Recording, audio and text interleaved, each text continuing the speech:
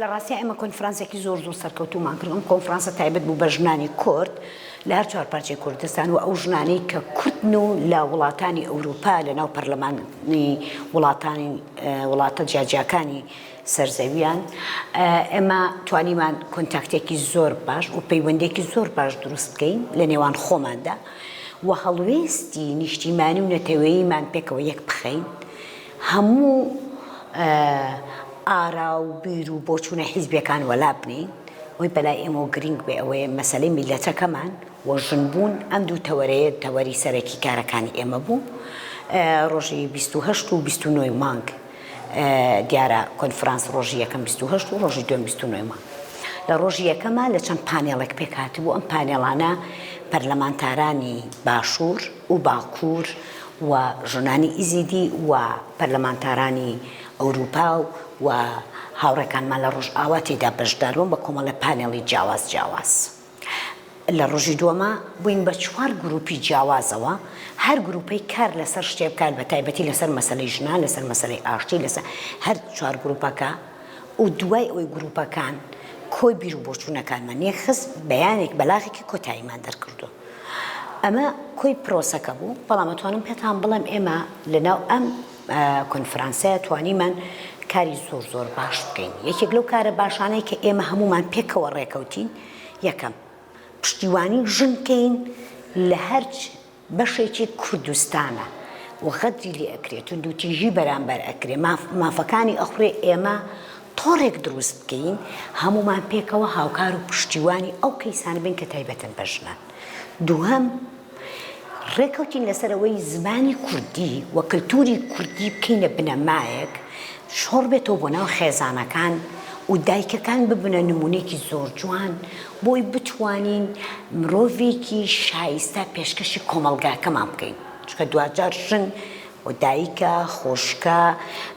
بۆیە ئێمە بەلای ئێمە زۆر گرنگ بوو ئەم خاڵە. خاڵێکی تر ئەوەیە ئێمە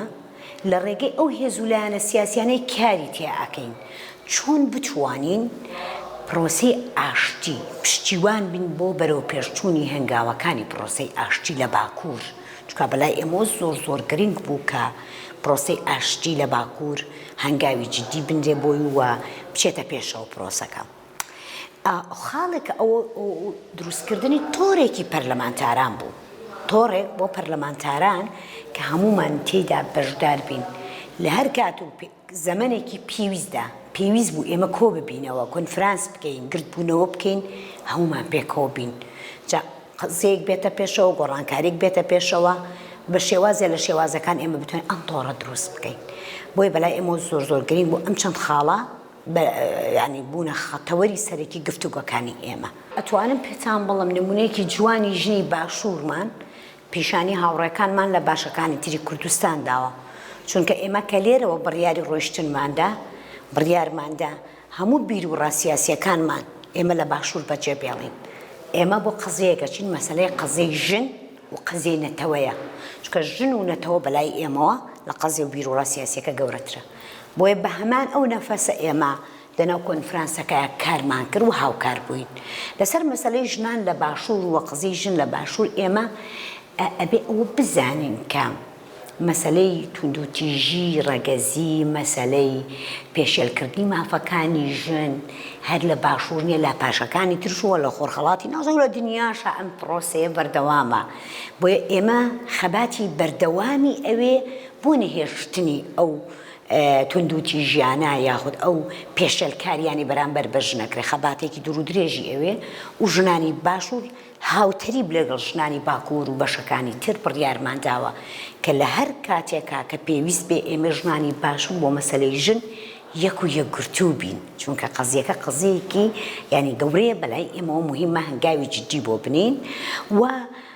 لە ڕاستیە خۆشبەختانە ئەوەی زۆر گرنگ بۆ ئەوە بوو کە هەمومان پشتیوانی ئەومانەکەین ئەکرد کە لە ئەو ڕێکخراوەی تایبەتن بە ژنان ئەو لیژنەی پەرلەمان هەم لە پەرلەمانشان پەرلەمانی عێراق وڵێن ئەم لیژنانە کارا بکەین بۆی بتوانین پرسی ژن هەنگاوی زیاتر بەرەو پێشەوە بنرێ و بە تایبەتی لەو یاسایانەی کە تایبەتن بە مەسەلەی ژنان و بۆ پاراستنی مافی ژنان. خەباتی ژنان لە باشوور جیاوازە لە خەباتی ژنان لە باکوور. خەباتی ژنان لە باکوور ینی هێشتا کۆمەڵێک مافەیە کە ئێمە لە کوردستان پێی گیشتووی مافی مینەتەوە و مافی پەرێمایەتی و زمان و کەلتور و کۆمەڵێک شت کە لەوێ قەدەغەیە بۆیە شێوازی کاری کارمان جیاوازی ئەبێت بەڵام ئەوەی گرنگ بۆ ئەوە بوو توانیمان ئێمە پێکەوە ئینسیجامێکی زۆر باش بکەین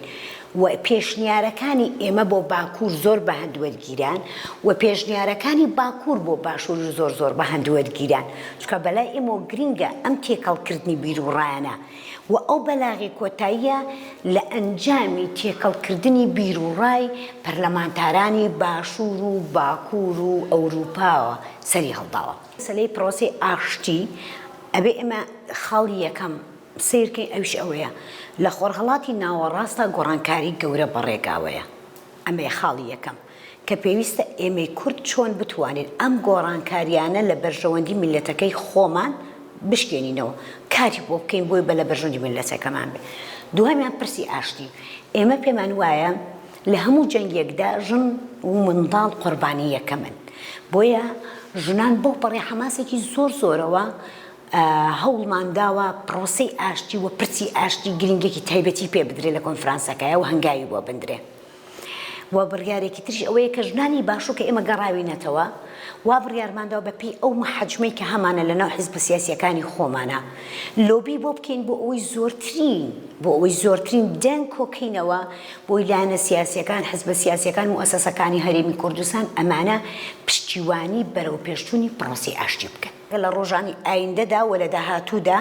ئێمە خەریکی دروستکردنی کۆمەڵێک گروپین بەیەکەوە هەموو ئەو ژنانە بەیەکەوە کۆمەڵێک چالاکی ئەنجام دەین بە تایبەتی ئەو چالاکیانە پەیوەندیان بە قەزی میلەتەکەمانەوە بە پەیوەندیان بە مەسەلەی ژنانەوە هەیە و لە داهاتوودا بەرنامەی گشتگیر و هەمەلایەندا ئەنین بۆ ئەمە و بڕیاریشماندا ئەو گروپانەی دروستمان کردو ئەو گروپانە بمێنەوە بۆی بە بەردەوامی بیرروڕا ئاڵوگۆڕی بیرروڕا بکەین بۆ ئەوەی ئەم کۆنفرانسە هەنگاوێکی جددی بێ بۆ ئەوەی کە ئێمەی پەرلەمانتار بە هەموو بیرروڕا جیاوازەکان و مەسەلەی ژن و نەتەوە بکەینە بنەما بۆ کارکردنی خۆمان.